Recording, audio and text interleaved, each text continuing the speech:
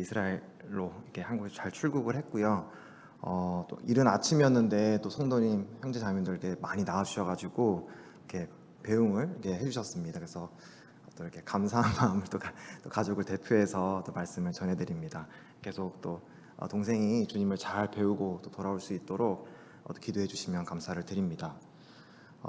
앞서서 사회자 형제님께서 말씀을 또 해주셨듯이 수요일에 이어서 사무엘상을 또 계속 함께 읽고 또 나누고 있습니다. 그래서 오늘 제가 나누게 된 말씀은 사무엘상 3장인데요. 네, 성경책을 갖고 계신 분들은 사무엘상을 펴셔서 아마 익숙하게 아마 알고 계시는 분들이 많이 계실 것 같습니다. 근데 우리가 잘 알고 있는 말씀이지만 또 제가 개인적으로 또 읽으면서 또 하나님께 받은 이런 여러 가지 교훈들, 또 성도님께서 느끼신 교훈들, 이런 것들을 또 성령님께서 저희 마음 가운데 이렇게 한 분 한 분에게 잘 가르쳐 주시기를 기도하는 마음으로 들어주시면 감사드립니다. 이제 사무엘상이라고 하는 큰 이야기에 이제 앞서 1, 2장을 함께 이제 읽어보았습니다. 그래서 여기에는 이 이야기에는 이제 에브라임 출신의 엘가나라고 하는 한 남자가 나오고, 이제 그 엘가나라고 하는 남자에게 이제 두 아내가 있었죠. 그래서 한 아내는 브닌나라고 하는 아내였고, 또 한 명은 이제 한나라고 하는 아내였습니다.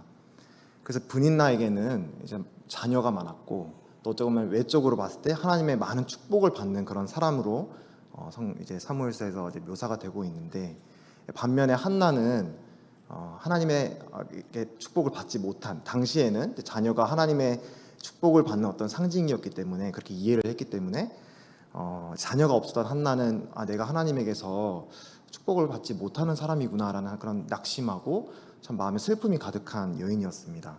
그렇게 두 아내가 있었는데, 근데 이제 이 사무엘서라고 하는 큰 이야기 속에서 하나님의 시선이 이제 누구에게로 가는가, 이거를 이렇게 우리가 잘 주목해 보면 하나님이 이런 사람에게 주목하시는구나라는 걸 우리가 교훈을 받을 수 있는 것 같습니다. 근데 하나님의 시선이 이제 머물렀던 곳은 우리 사람들의 눈에 보기에 하나님의 축복이 가득하였던 브린나가 아니라 바로 한나였습니다. 왜 하나님의 시선이 한나에게 머물렀을까? 왜 사무엘서는 하나님께서는 이 브린나가 아닌 한나에 대한 이야기로 이 이야기를 시작하고 계실까라고 우리가 질문하게 될 때, 그 한나 개인이 하나님을 기쁘시게 할 만한 어떤 외적인 요소, 어떤 외적인 그런 이유가 한나에게 있어서였을까라고 했을 때 그렇지 않다라는 것을 우리는 금방 알 수 있습니다. 앞서 말씀드렸다시피 한나에게는 자녀가 없었고 마음의 기쁨보다는 슬픔으로 가득한 여인이었기 때문입니다. 한나는 이제 인간적으로 보았을 때 그 어떤 소망도 바랄 수 없는 그런 상황 속에 있었던 사람이었습니다. 그래서 한나는 오직 하나님만 바라고 하나님의 선하심과 하나님의 능력을 의지하지 않고는 자신의 삶의 의미를 찾을 수 없는 그런 사람이었습니다. 그렇기 때문이었는지 모르겠지만 그런 간절한 마음으로, 겸손한 마음으로 하나님을 찾고 하나님께 나아왔던 한나를 하나님께서는 주목하셨습니다. 우리 사람은 외모를 보기 십상이지만 하나님께서는 우리 사람과 다르셔서 외모가 아닌 사람의 중심을 보시는 하나님이시다라는 것을 우리는 1장을 통해서 교훈을 받았습니다. 그리고 하나님께서는 이런 한나의 이런 마음을 헤아리시고 또 그의 소원을 들으셔서 이제 한나에게 사무엘이라고 하는 아이를 주시죠. 근데 한나는 하나님께 나아갈 때 소원했던 대로 이제 자신이 낳은 아이 이제 사무엘을 하나님께로, 하나님을 섬기는 아이로 이제 그 당시에 대제사장이자 사사였던 엘리에게 이제 맡기는 그런 과정을 우리는 보게 되었습니다.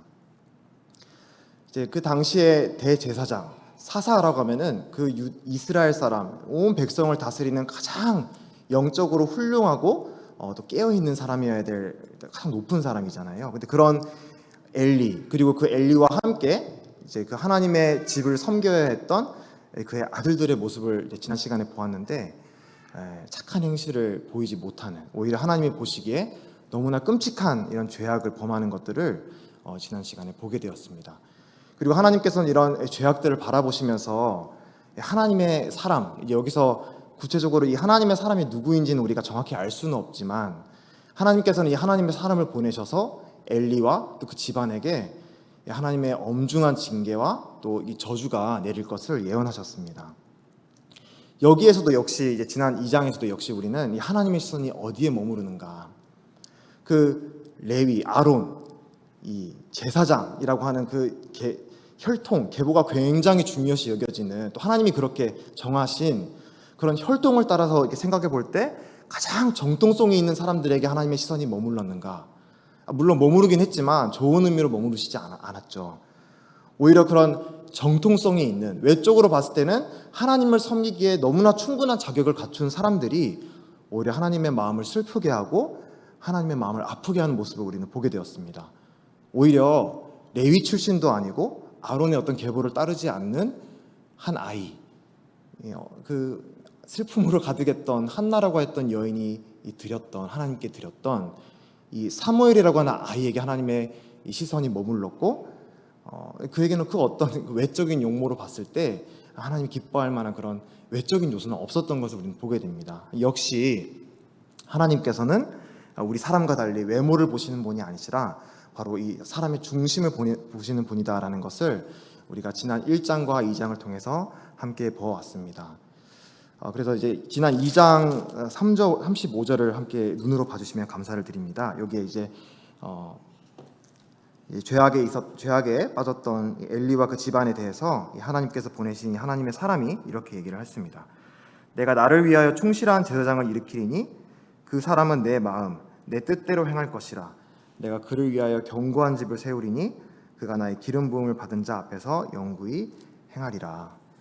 이렇게 하나님께서는 그 당시의 대제사장 그리고 제사장들이었던 엘리와 그 아들들에게 있었던 것이 아니라 하나님의 마음에 합한 한 충실한 제사장, 이제 우리가 이후에 알게 되겠지만 바로 이 사무엘, 어린아이 사무엘에게 있었다라는 것을 이렇게 보게 됩니다. 그리고 이제 오늘 보게 될 이 3장에서 이제 좀 더 구체적으로 그럼 이 하나님의 마음이 머무르고 있었던 이 아이 사무엘, 이 하나님을 어떻게 부르시는지를 우리 함께 보게 될 터인데요. 함께 말씀을 한 구절 한 구절 보시면서 하나님의 마음이 어떤 사람들에게 가고 있는지, 또 우리 마음을 하나님 앞에서 어떻게 해야 될지에 대해서 함께 생각하는 그런 시간이 되시면 참 좋겠다는 생각을 갖게 되었습니다. 3장 1절을 보시면 이와 같은 말씀 구절로 3장이 시작이 되고 있습니다. 아이 사무엘이 엘리 앞에서 여호와를 섬길 때에는 여호와의 말씀이 희귀하여 이상이 흔히 보이지 않았더라. 이 3장의 시작을 보시면 이 3장은 이제 그 아이 사무엘이 엘리 앞에서 이 하나님 여호와 하나님을 섬기던 때에 대한 그 시대에 대한 평가를 1절에서 말씀해 주고 있습니다. 어떤 시대적인 배경, 시대적인 어떤 상황이라고 말씀을 드릴 수 있을 것 같습니다. 하지만 흥미롭게도 보통 우리가 어떤 한 이야기를 우리가 서술해 나갈 때 어떤 배경, 시대적인 상황, 어떤 이야기가 일어났는데 당시에 이런 상황이었어라는 말은 보통 언제 제일 많이 하나요? 이야기 제일 처음 가장 많이 하죠. 근데 흥미롭게도 이 사무엘상 가장 1장 초반부에 이런 시대적인 배경을 얘기하고 있는 것이 아니라 우리가 오늘 이제 본문 3장 잘 알고 계시듯이 하나님께서 사무엘을 부르시는 이제 이 단락 가장 초반부에 이제 이 사무엘이 섬기던 그 시대는 이런 시대였습니다라고 하는 설명을 해주고 있는 점이 참 흥미롭습니다. 이것은 우리가 이제 유추해 보건데 바로 여기서 말해주고 있는 3장 1절은 단순히 시대가 어떤 상황이었다라는 것을 그냥 서술해주고 묘사해주는 데서 그치는 것이 아니라 사무엘을 부르신 이유와 목적과 관련이 있다는 것을 우리는 알 수 있습니다.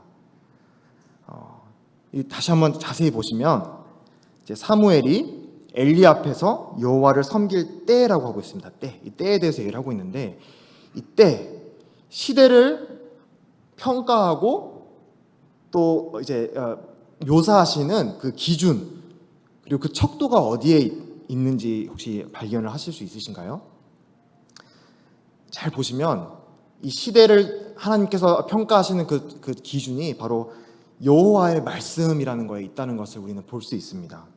여호와의 말씀. 하나님께서는 그 시대를 평가하시고 판단하시는 그 기준과 척도가 바로 하나님의 말씀, 여호와의 말씀이다. 그리고 좀 더 정확히는 그 여호와의 말씀과 이상이었다라는 것을 우리는 보게 됩니다. 우리는 보통 어떤 시대를 평가할 때 그 시대를 살았던 사람들의 모습, 그 시대를 살았던 여러 가지 우리 사람들의 어떤 삶의 모습들을 보고 그 시대를 평가하거나, 아니면 그 사람들을 둘러싸고 있는 정치적인, 경제적인, 여러 가지 다양한 환경과 상황들을 우리는 보통 기준을 삼아서 그 시대를 평가하지 않습니까? 하지만 하나님께서는 이 3장 1절에서 아주 단순 명료하지만 그 시대에 대해서 평가하시기를, 그 엘리 앞에서 아이 사무엘의 여호와를 섬길 때에는 여호와의 말씀이 희귀하여 이상이 흔히 보이지 않았더라라고 평가하고 계십니다. 다시 말해서 하나님의 말씀의 계시가 매우 희귀한 시대였다라는 것을 말씀하고 계신 것입니다.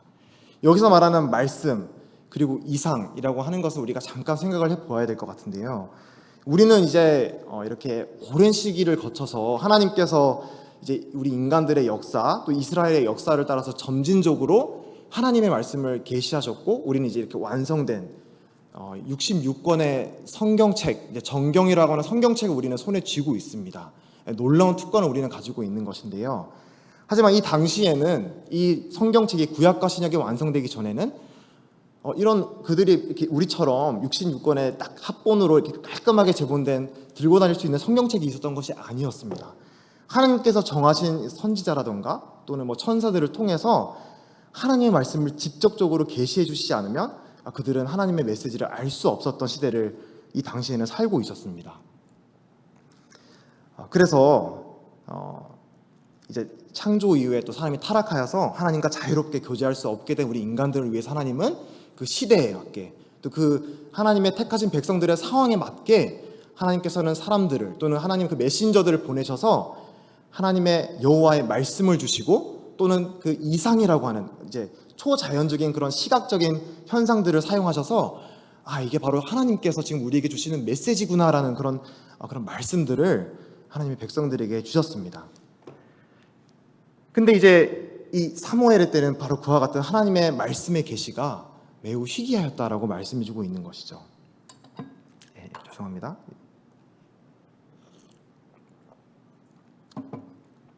그래서 이제 우리가 이제 여러 이스라엘 역사를 보게 되면은, 또 어떤 때에는 이스라엘 역사를 바라보게 될 때 하나님의 계시가 있지만은 또 많은 거짓 선지자들이 나타나서 내가 하나님께 이런 메시지를 받았어 라고 들고 와서 거짓 예언을 하는 그런 선지자들이 있었던 때도 있었습니다. 또 어떤 때는 지금 바로 이 사사시대를 말해주고 있는 것처럼 하나님의 말씀 자체가 매우 희귀한, 하나님께서 그 하나님의 백성들을 향해서 침묵하고 계시는 그런 시기도 분명히 있었다라는 것을 우리는 보게 됩니다. 그래서 우리가 사사기 마지막 장을 그 앞에서 우리가 이 사무엘상의 이제 도입 부분을 우리가 많이 언급해 주셨던 그 말씀 구절처럼 그 사사 시대의 그 단적인 모습을 잘 말씀해 주는 사사기의 한 구절, 그 왕이 없으므로 백성들이 자기 소견대로 행했다라는 그 말씀을 우리가 잘 기억하실 텐데, 바로 그러한 이유가 하나님의 말씀이 계시되지 않기 때문에, 그렇기 때문에 사람들은 자기의 기준대로, 하나님이 계시되는 말씀이 없으니까 이제 자기의 옳은 대로 이렇게 행하면서 살아가는 그런 모습들이 아주 두드러졌던 시대였던 것을 우리는 보게 되는 것입니다. 그리고 또 이제 오늘날 당시에 물론 이 사사 시대에는 이런 계시라는 것이 있었지만, 또 우리는 이제 다 계시된 말씀을 우리가 이렇게 손에 쥐고 있는데, 그럼 우리가 살아가면서 하나님의 말씀으로 충만하게 하나님의 말씀의 그 역사를 충분히 경험하면서 항상 살아가는가라고 했을 때, 제 자신을 돌이켜봐도 그렇고 우리 연약한 우리 사람들의 경험을 보게 될 때 그렇지 못한 것 같습니다. 계시가 활짝 다 되어 있지만 또 우리 사람의 연약함으로 인해서 그 하나님의 말씀을 온전히 그 역사하심을 경험하지 못하고 살아갈 때도 참 많은 것 같아요. 그래서 이제 우리의 귀가 어두워지고, 때로는 하나님의 말씀을 이렇게 분명히 얘기하고 있는데 그냥 내 고집대로 이렇게 살아갈 때가 종종 있는 것 같습니다. 그래서 이렇게 하나님의 말씀이, 그리고 그 하나님의 말씀이 역사하는 것이 희귀하다고 한다면, 아무리 그 시대를 살아가고 있는 사람들이 똑똑하고 지혜롭고 자기가 그 인생을 살아갈 수 있는 그런 전략을 잘 가지고 있다고 할지라도 그 사람들의 삶은 영적으로 매우 어두운 삶을 살고 있다라고 하나님은 평가하신다라는 의미입니다. 그걸 어떻게 알 수 있느냐? 그 뒤에 나오는 2절에서 잘 알 수 있는 것이죠. 엘리의 눈이 점점 어두워가서 잘 보지 못하는 그때에 그가 자기 초소에 누웠다라고 말씀을 해주고 있습니다. 여기서 말하는 이제 눈이 점점 어두워져 갔다라고 하는 이 표현은 단순히 엘리가 노쇠해서 육체의 시력이 이제 안 좋아져 갔다라는 의미만 포함하고 있는 것이 아니라 하나님의 말씀을, 하나님의 음성을 잘 들을 수 있는 그 영의 귀, 이런 것들이 점점점 흐려져 가고 있다라는 사실을 우리가 뭐 앞에 있는 2장과 또 앞으로 이어지는 여러 가지 그 엘리와 그 가족의 모습들을 보게 되면 이거는 이 눈이 어두워져 간다는 말은 단순히 육체의 의미가 아니라 그 엘리의 영적인 이제 상태라는 것을 우리는 알 수가 있습니다. 그래서 우리는 2절에서 이렇게 이스라엘을, 하나님의 백성을, 하나님의 택하신 구별하신 백성을 하나님의 빛 가운데로, 하나님의 이 말씀하신 이 말씀 가운데 그들을 잘 지도해야 될 책임이 있는 이 지도자가 점점 눈이 어두워져 가고 있는 아주 안타까운 시대를 우리는 이렇게 바라보고 있는데요. 근데 이제 사사기에서는 조금 초점이, 아까도 말씀을 드렸다시피 그 백성들의 어떤 문제점에 초점을 더 두고 있는 것 같아요. 그 모든 백성들이 다 자기의 소견에 옳은 대로 행하는, 하나님의 말씀이 그 백성 한 사람 한 사람 가운데 잘 심겨져 있지 않는 모습을 조금 이제 강조하고 있다고 한다면, 이 사무엘상에서는 이제 동일한 시대를 조금 더 이제 이 지도자의 문제, 이 당시에 하나님의 백성을 잘 돌아보도록 책임을 맡은 지도자들에게 조금 더 초점을 맞추고 있지 않는가라는 생각이 들었습니다.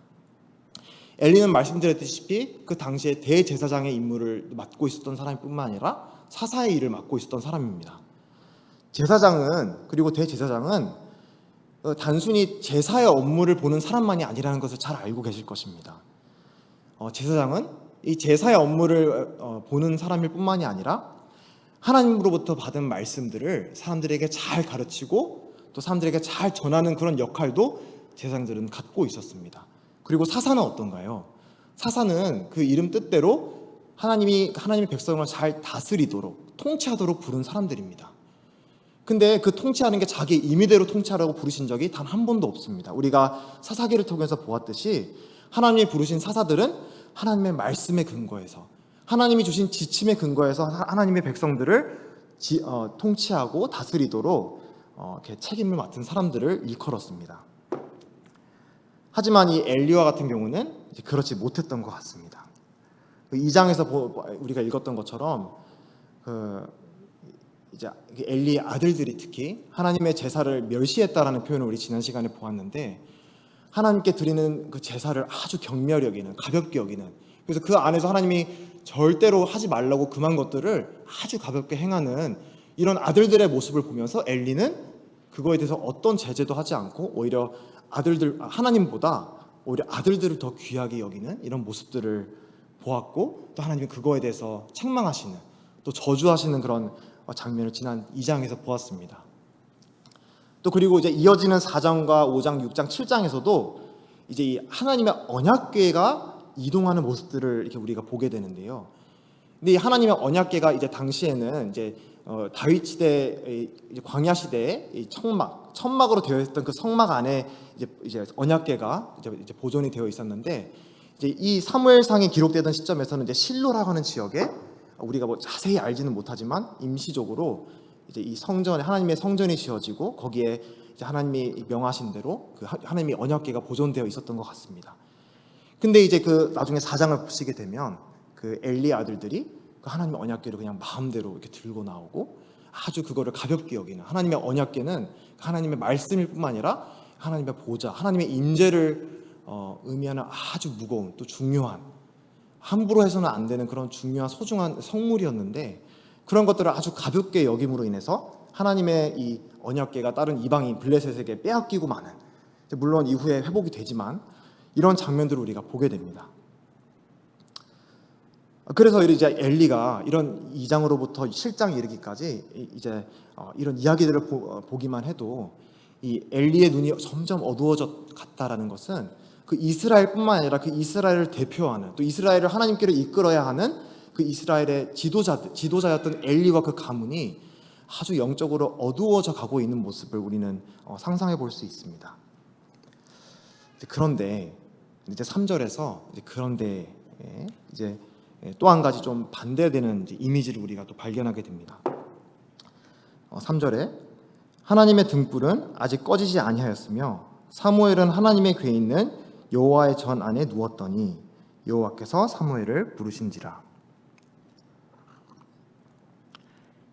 한편에는 이 하나님으로부터 점점 멀어져 가면서 이 눈에 빛을 잃어가는 이 엘리의 모습, 또 어떻게 보면 엘리뿐만 아니라 이스라엘의 모습을 우리가 보았는데, 하지만 여호와의 등불이 아직 꺼지지 않았다라고 말씀해주고 있습니다. 이 점점 영적으로 어두워져 가는 이 엘리와 대조적으로 이제 3절을 또 이렇게 쭉 보시면 아시다시피 하나님의 등불이 꺼지지 않는 그 하나님의 등불, 그리고 그 곁에 있는 사무엘의 모습을 보게 됩니다. 우리가 그 성소 안에 있는 등불의 이야기를 조금 이해를 하시기 위해서는 그 출애굽기 말씀을 잠깐 펴서 읽어보시면 도움이 되실 것 같습니다. 그 출애굽기 27장 20절과 21절을 펴서 한번 읽어보도록 하겠습니다. 출애굽기 27장 20절과 21절입니다. 네, 출애굽기 27장 20절부터 21절입니다. 너는 또 이스라엘 자손에게 명령하여 감나무로 짠 순수한 기름을 등불을 위하여 내게로 가져오게 하고 끊이지 않게 등불을 켜되 아론과 그의 아들들로 회막안 증거궤 앞 휘장 밖에서 저녁부터 아침까지 항상 여호와 앞에 그 등불을 보살피게 하라.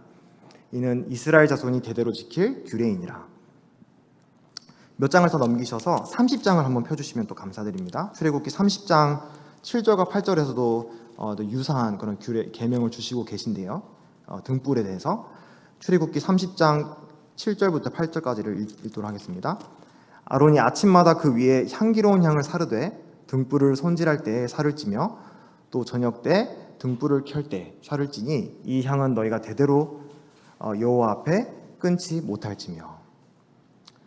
이 등불, 하나님께서는 이 모세를 통해서 이스라엘 사람들에게 이 성소라고 하는 것을, 하나님의 이 이스라엘 가운데 거하시고 그들과 만나는 그 중요한 장소를 이렇게 디자인하시고 또 그들에게 이렇게 지어라고 명하실 때 그 안에는 이제 지성소와 성소 사이에 있는 휘장 그 앞에 등불을 하나 만들어라고 얘기를 하셨는데, 이 등불은 아주 큰 등불이 아니었어요. 아주 작은 등불, 이제 등불 하나를 이제 만들어서 그 등불이 절대 꺼지지 않도록 아침에 한 번, 그리고 저녁에 한 번 기름을 이제 넣도록 이제 기름을 계속 제공을 해서 그 등불이 성소 안에서 이제 꺼지지 않도록 해라라고 하는 하나님께서 명령을 주신 것을 우리는 이제 출애굽기를 통해서 보게 됩니다. 이제 그리고 그 이후로부터 이제 이 제사장들, 대제사장을 비롯해서 제사장들이 하나님의 집, 하나님의 전, 하나님의 이 성소 안에서 해야 되는 아주 거룩한 임무 중에 하나가 바로 이 하나님의 등불을 꺼지지 않게 기름을 계속 이렇게 부어 넣는 그런 일을 바로 이제 제사장들이 해 왔던 것입니다. 근데 이제 이건 이제 아마입니다. 이제 이 1절부터 3절, 4절 이렇게 지금 우리 본문을 보시면 여기서 사무엘이 이 일을 했다라고 구체적으로 언급하고 있지는 않지만 이 맥락을 보게 될 때 아마 이 어린 사무엘에게 주어졌던 이 하나님의 이 성전을 이제 잘 봉사하는 일 가운데 하나가 바로 이 등불을 꺼지지 않게 하는 일이었다는 것을 우리는 이제 유추해 볼 수 있습니다.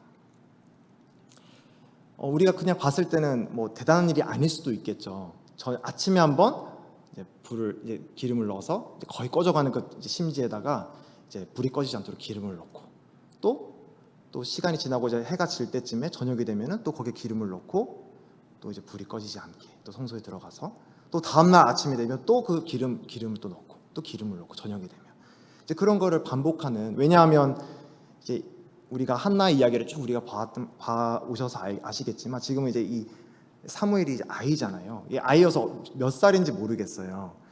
예, 아마 이게 보이면 찬이가 있는데 뭐 찬이 정도의 나이였을지 모르겠어요. 이 당시에 사무엘이 어느 정도의 나이의 아이였는지, 뭐 초등학생이었을지 뭐 중학생 정도의 아이였는지 잘 알지는 못하지만 이 사무엘이 엘리로부터 이제 받아들여져서 이 제사장 일을 할 수 있도록 이제 받아들여졌잖아요. 그 이후에 어떤 일을 할 수 있었을까 했을 때 아마 엘리가 이제 이 제사장의 임무 중에 하나였던 이 등불을 꺼지지 않게 이 아이 사무엘에게 그 임무를 맡기지 않았을까라는 이제 유추를 해보게 됩니다. 그래서 1절에서 보시게 되는 이 아이 사무엘이 엘리 앞에서 여호와를 섬겼다라고 하는 표현에 참 또 주목이 되더라고요. 아이가 여호와를 섬겼다라고 이렇게 말씀을 하고 있는데 어떻게 아이가 여호와를 섬길 수 있었을까라고 이렇게 생각을 하게 될 때 바로 이 아이 사무엘은 별거 아닌 것 같아 보이는, 계속 반복적으로 하루하루 아침마다 저녁에 한 번씩 기름을 넣어야 되는, 어떻게 보면 그냥 단순 반복되는 이런 임무처럼 보이는 별거 아닌 것처럼 이 임무를 행함으로써 바로 이제 여호와를 섬겼다라고 말씀을 해주고 있는 것이 아닌가라는 생각을 갖게 되었습니다. 그리고 또 뒤에 나오는 표현처럼 하나님의 궤에 있는 여호와의 전 안에 사무엘이 누워서 자고 있었다라는 표현을 통해서도 이 사무엘이 단순히 이제 여기서 말한 여호와의 전 안에 이제 사무엘이 누워서 잤다라는 표현이 그 성소 안에 들어가서 잤다라는 표현은 아니라고 생각을 합니다. 그 아주 포괄적인 의미의 여호와의 그 전 안에 아마 이 하나님의 성전에 봉사하는 레위인들, 제사장들이 아마 이렇게 숙박을 하는 그런 공간이 있었던 것 같아요. 근데 이제 사무엘이 어쨌든 그렇게 그런 공간에서 이제 자고 먹고 생활을 했지만 어쨌든 사무엘은 그 삶 가운데 이 하나님의 궤가 있는 여호와의 전 안에서 그렇게 먹고 자고 생활을 하였다라는 것을 우리는 알 수 있습니다. 그래서 단순히 여기서 말하는 여호와의 궤가 있는 하나님의 궤가 있는 여호와의 전은 어떤 물리적인 공간을 말씀하시는 것이 아니라 바로 사무엘이 정말 그 영적인 마음 상태, 정말 하나님 앞에서 하나님의 전 안에서 그 하나님을 대면하는 장소인 그 하나님의 궤를 섬기는 그와 같은 마음 자세로 이 아이 사무엘이 그 제사장의 일을 하였던 것이 아닌가라는 생각을 하게 됩니다. 바로 하나님의 임재 의식 속에서 그와 같이 자라고 또 제사장의 임무를 하였던 것을 보게 됩니다. 이런 어린 사무엘의 모습을 통해서 우리들에게 주시는 교훈이 있는 것 같습니다.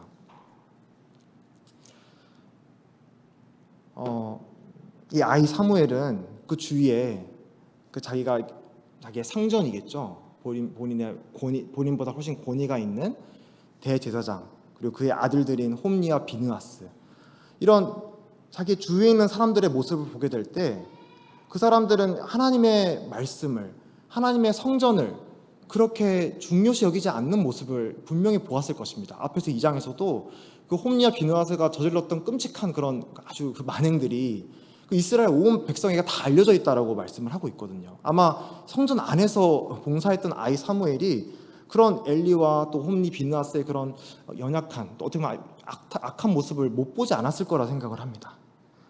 그런 아주 열악한 영적인 그런 환경이라고 했을 때 아주 열악한 악조건 속에서,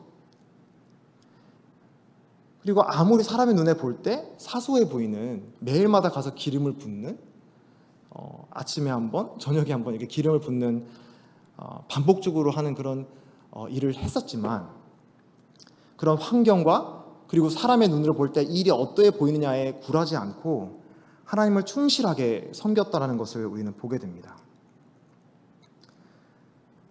1절에 나오는 표현처럼 아이 사무엘이 엘리 앞에서 여호와를 섬겼다라고 말씀을 해주고 있는 것처럼 말이죠. 그리고 하나님께서는 이런 사무엘의 충실함을, 충성됨을 계속 바라보고 계셨던 것 같습니다. 그래서 아무도 보지 않는 그 성소 안에서 그 하나님의 등불에 충성되게 자신에게 맡겨진 그 작은 한 일, 기름을 넣고 그 등불이 꺼지지 않게 그 충성되게 했던 그 아이 사무엘을 이제 하나님께서 이번에 부르셔서 놀랍게 하나님께서 하나님이 세우신 왕을 기름을 붓는, 이 기름을 붓는다는 것은 하나님의 임명을 의미한다는 것을 성도님께서 잘 아실 것입니다. 이제 하나님의 등불에 기름을 넣어서 등불이 꺼지지 않게 하는 이런 이제 사람이 보기에 사소해 보이지만 반복적으로 보이지만 뭔가 큰 변화가 없어 보이는 그런 일이지만 그런 작은 일에 충성했던 사무엘을 하나님께서 부르셔서 하나님의 왕을, 하나님께서 세우시는 왕들을 기름 붓는 아주 놀라운 일로 부르시고 또 맡기시는 것을 이렇게 보게 됩니다. 앞에 2장 35절에서 읽으셨듯이 내가 나를 위하여 충실한 제사장을 일으키리니 그 사람은 내 마음, 내 뜻대로 행할 것이라. 내가 그를 위하여 견고한 집을 세우리니 그가 나의 기름 부음 받은 자 앞에서 영구히 행하리라. 하나님께서 주목하셨던 것은 외적인 요소가 아니었던 것 같습니다. 그가 어떤 정통성을 가지고 있었다던가 어떤 타이틀을 가지고 있었다던가 그의 가문이 어떻다더라던가 그의 외모가 어떻다더라던가 그의 능력이 어떻다라는 부분보다는 그의 중심을 보셨던 것 같아요.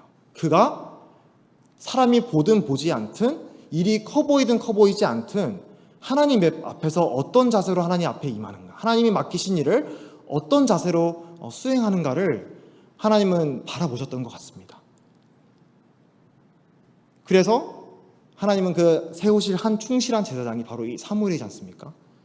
그래서 그 아무리 혈통이 다 이렇게 받쳐주는 엘리와 그 아들들이라 할지라도 하나님 보실 때는 이 자들은 내가 보기에 참된 제사장들이 아니다. 비록 레위의 자손, 아론의 자손으로 태어나지 않았지만 그러니까 맡겨진 하나님의 그 성소의 일에 대해서 하나님을 섬기듯이 하나님의 궤가 있는 여호와의 전 안에서 하나님의 임재의식 속에서 거하고 생활하고 하나님의 봉사에 최선을 다했던 그 아이 사무엘, 그 아이를 바라보시면서 하나님이 너가 참 제사장이다 라고 말씀하신 것입니다. 사무엘은 아이에 불과했지만 하나님은 겉이 아닌 속을 보시는 분이십니다. 물론 우리는 이제 우리가 하나님이 우리에게 주신 능력, 재능, 다 하나님이 주신 놀라운 그리고 소중한 선물입니다. 하지만 그거보다 더 중요한 것이 있다라고 한다면 사람의 눈이 아닌 어떤 다른 사람들이 보고 있을 때 내가 갖추는 그런 나의 가면이 아닌 하나님의 눈을 의식하고 하나님의 임재를 의식하면서 이건 제가 비단 어떤 교회 안에서 어떤 맡은 일만을 얘기하는 것이 아니라 예배당 안이 됐든 예배당 밖이 됐든 가정 안이 됐든 가정 밖이 됐든 직장이 됐든 내가 하나님께서 맡겨주신 그 자리에서 그 맡기신 그 일에 대해서 내가 볼 땐 너무나 반복적이고 사소해 보이고 하나님의 일과 관련이 없어 보인다고 보이는 일이라고 할지라도 하나님이 그게 나에게 맡기신 일이라면 그걸 충실되게 행한다면 하나님이 그것을 귀하게 보시고 더 큰 일을 위해서 사무엘을 부르신 것처럼 우리도 우리가 있는 그 삶의 현장에서 하나님이 우리를 들어 사용하시고 또 하나님이 귀한 그릇으로 사용하실 수 있다라는 것을 교훈받을 수 있지 않나 생각을 하게 됩니다. 그리고 이제 4절부터 18절까지의 말씀은 이제 구체적으로 이제 그 과정 가운데 어린 사무엘이 하나님께서 어떻게 부르시게 되는지를 말씀해주고 있는데요. 이제 먼저 하나님께서 세 번의 음성을 듣고 이렇게 이제 엘리가 부른 줄 알고 갔다가 엘리가 내가 부르지 않았다. 근데 이제 세 번째 이제 다시 찾아오게 되니까 엘리가 이거는 하나님의 음성인구다라고 것을 깨닫게 됩니다. 그래서 이제 그 사무엘에게 지시하여서 다시 이제 나타나게 되면 이제 여호와여 말씀하옵소서 주의 종이 듣겠나이다라고 하는 말을 하라고 이제 지침을 주게 됩니다. 앞에서 사회자 형제님도 이 말씀이 참 얼마나 참 우리에게 참 필요한 간증인가 고백인가 이렇게 나눠주셨는데 자 근데 이제 이 동일한 말도 참 누가 하느냐 누구의 입에서 나오느냐가 참 중요한 것 같습니다. 우리가 이제 뒤에서도 보게 되겠지만 엘리는 참 많이 알았던 것 같아요. 정말 모범적인 답을 다 합니다. 엘리의 말만 딱딱딱 꺼집어서 보면은 아주 훌륭한 사람이에요. 근데 이 사무엘상 앞에 이렇게 쭉 이렇게 전으로 보면 엘리의 삶을 보게 되면 그 엘리의 말과 엘리의 삶이 뭔가 일치되지 않는 것들을 보게 됩니다. 여기서도 마찬가지로 아주 모범적인 답을 사무엘에게 주고 있어요. 물론 이게 나쁘다는 것은 아니지만 하나님이 부르신 것이니까 하나님 앞에 나오게 될 때 여호와여 말씀하옵소서 주의 종이 듣겠나이다. 이건 이제 정말 겸손한 마음으로 하나님 앞에 나아가라는 말이잖아요. 근데 사실은 이제 엘리가 그렇게 하지 못하였기 때문에 엘리를 통해서 하나님이 말씀하시지 않아 왔던 것입니다. 그리고 이제 이 준비된 아이 사무엘에게 이제 이렇게 임하고 계신 것입니다. 이제 1절에서 우리가 바라봤듯이 이 시대는 하나님의 여호와의 말씀과 이상이 희귀하였던 시대였습니다. 하지만 이제 하나님께서는 새로운 시대를 이 아이 사무엘을 통해서 열고 있는 모습을 보게 됩니다.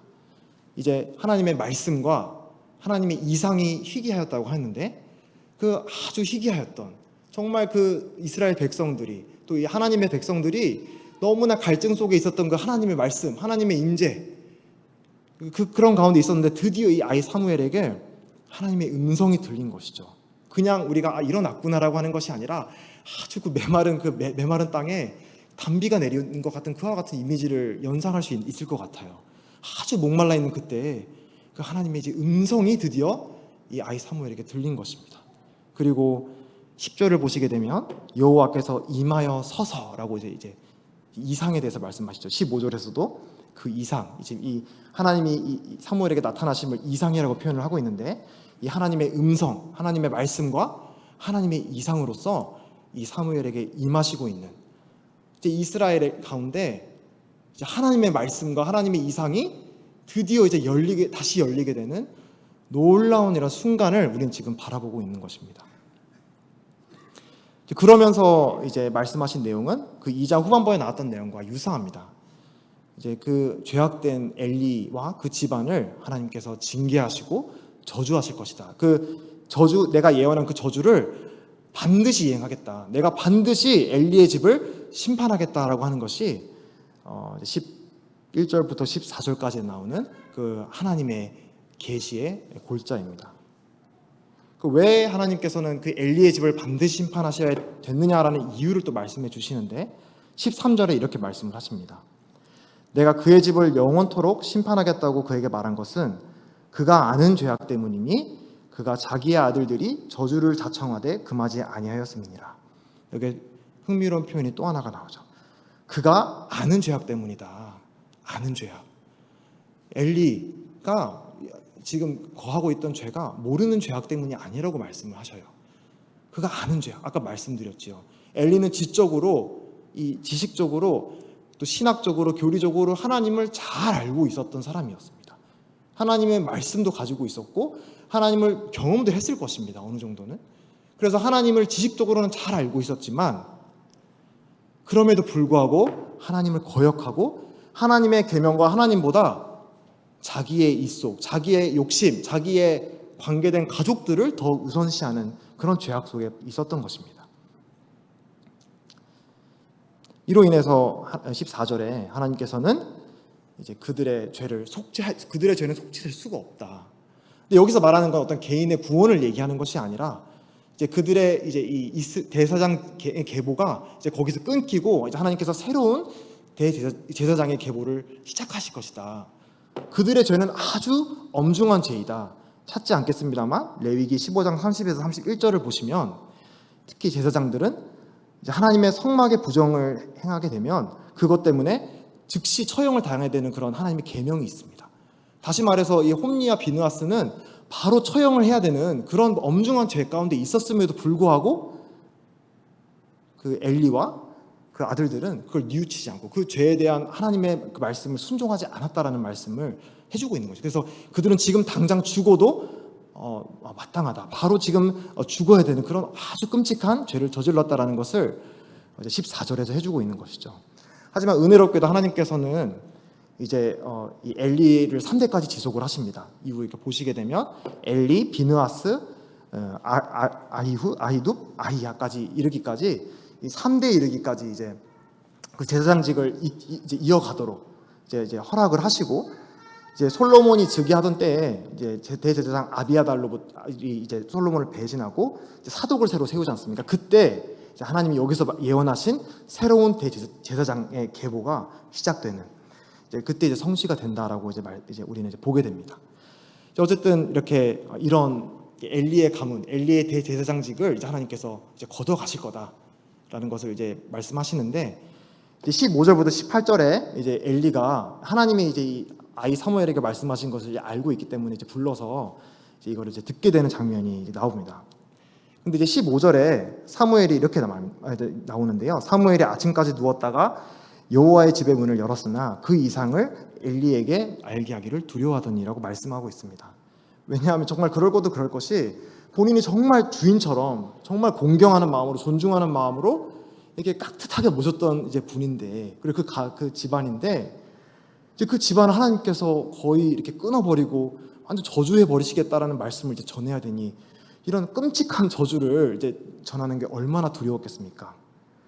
하지만 이제 하나님께서는 이 사무엘을 이제 이스라엘 백성 가운데 하나님의 계시된 말씀을 전할 이 선지자로 세우실 이제 이 계획을 갖고 있는데, 그런 이제 선지자가 되어야 될 사무엘에게 주어진 어떻게 보면 첫 번째 관문, 첫 번째 테스트가 아니었을까 생각을 하게 됩니다.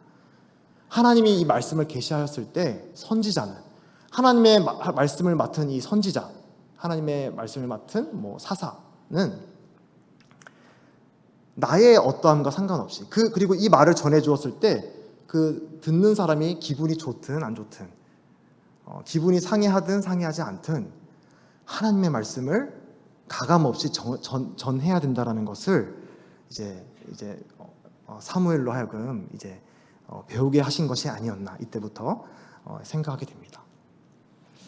근데 이제 엘리가 너무나 이제 간절히 듣기 원했기 때문에 꼭 하나님이 말씀하신 그대로 나에게 말해라. 그렇지 않으면 그 저주가 너에게 임할 거다라고 말을 하면서 이제 사무엘에게 다 솔직히 얘기를 하라고 얘기를 합니다. 그래서 사무엘은 엘리에게 정직하게 하나님이 말씀하신 것을 엘리에게 이제 모두 전달하게 되는데요. 그리고 이제 18절에 이제 엘리의 반응이 나옵니다. 여기서도 이제 엘리의 반응이, 짧은 반응이 나오는데 이렇게 얘기를 합니다. 이는 여호와이시니 선하신 대로 하실 것이라. 정말 모범적인 답안이죠. 이는 여호와시니, 이 말씀하신 분은 절대 주권자, 하나님의 주권을 인정하고 있습니다. 이 말씀을 하신 분은 하나님이십니다. 여호와이시다. 그리고 그 하나님이 선하신 대로 하실 것이다. 하나님의 주권과 또 하나님의 선하심이라고 하는 신학적으로, 교리적으로 너무나 정확한 아름다운 고백을 하고 있는 것을 이렇게 보게 되는데요. 다시 말씀드리지만 엘리는 이런 하나님을 잘 지식적으로는 알고 있었던 것 같아요. 그리고 그런 하나님께 어떻게 해야 되는지도 잘 알고 있었던 사람인 것 같습니다. 그래서 이 구절만 또 떼어놓고 보면 이론적으로는 아주 아름다운 고백인 것 같습니다. 하나님에 관한 아주 바른 지식을 갖고 있는 것이죠. 하지만 안타깝게도 엘리가 갖고 있던 이 바른 지식, 하나님에 대한 이 머리에 머무르고 있던 이 올바른 지식이 삶을 바꾸지는 못했던 것을 이렇게 안타깝게도 보게 됩니다. 그 이후에 어떤 엘리의 삶이 회개가 일어났다라든가, 하나님 앞에 뉘우쳤다라든가, 그 아들들의 어떤 행동의 변화가 있었다라든가, 이런 언급이 없고 오히려 더 이렇게 악한 행동으로 이어져가는 모습을 보게 될 때, 이런 고백을 했음에도 불구하고 이 고백과는 별개로 삶은 그냥 삶 그대로 그냥 이어져 가는 것입니다. 아까 하나님이 저주하신 그 내용 가운데 있던 표현 문구 그대로, 그가 아는 죄야.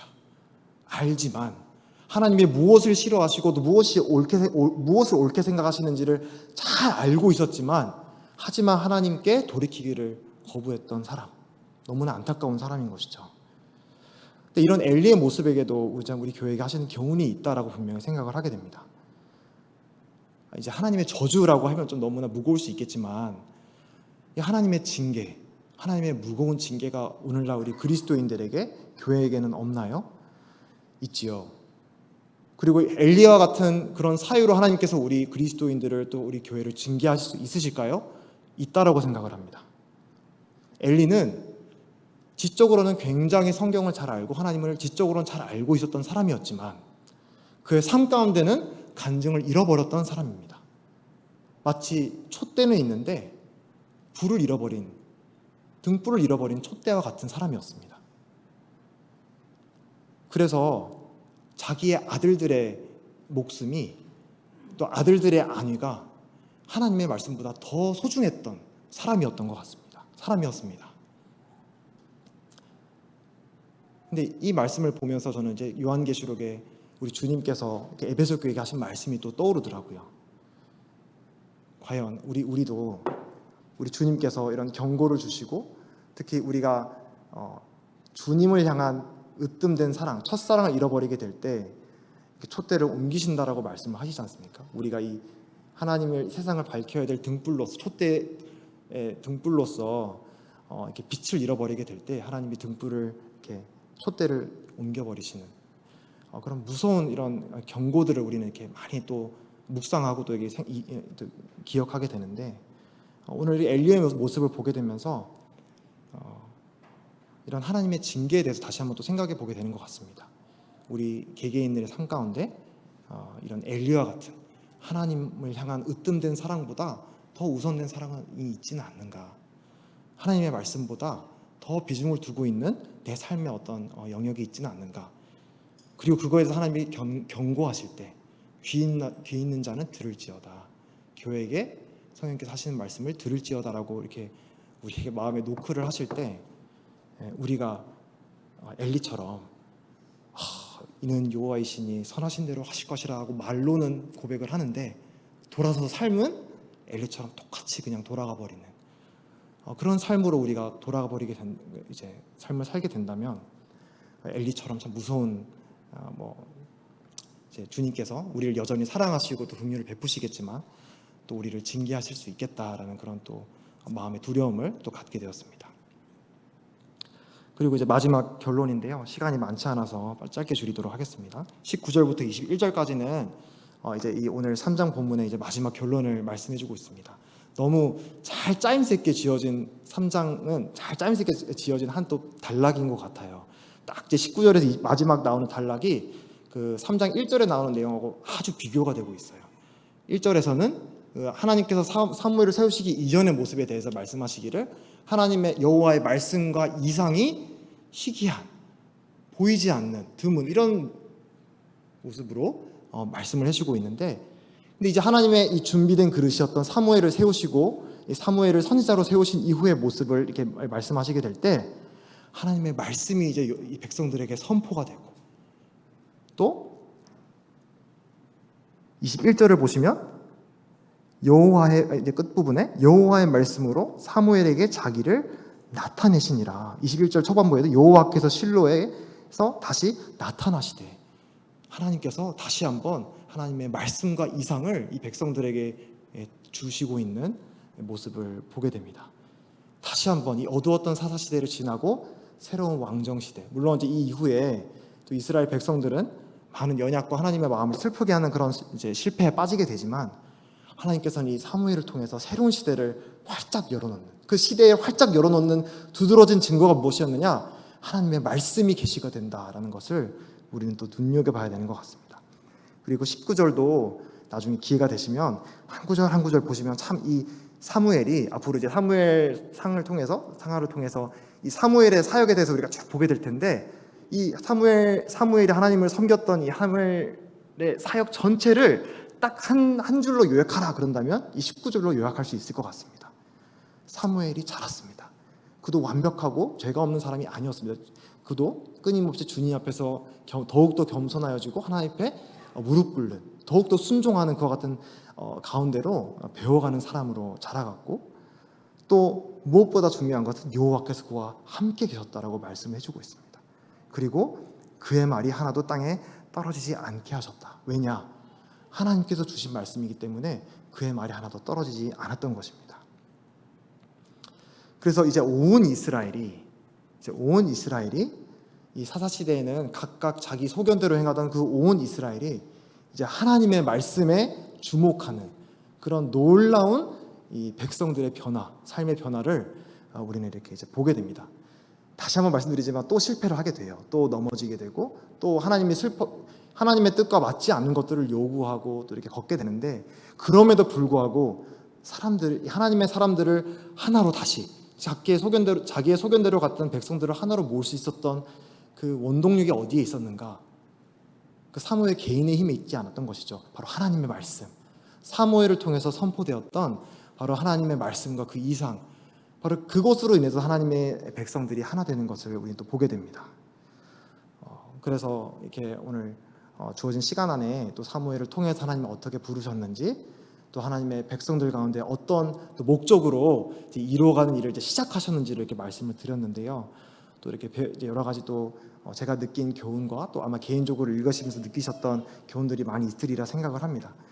성령님께서 저도 많이 반성이 되더라고요. 엘리야 같은 모습이 제 자신에게 있었는데 우리 입술의 고백에서 끝나는 것이 아니라 성령님께서 도우셔서 정말 삶이 변화되는 우리 삶의 현장으로 돌아갔을 때 하나님을 경외하는 여호와 앞에서 여호와를 섬기는 하나님을 아버지를 섬기는 그와 같은 좀 그리스도인들이 저부터가 좀 되면 좋겠다 이런 마음을 갖게 되었습니다. 조금 늦어졌는데 죄송하고요. 기도하고 마치도록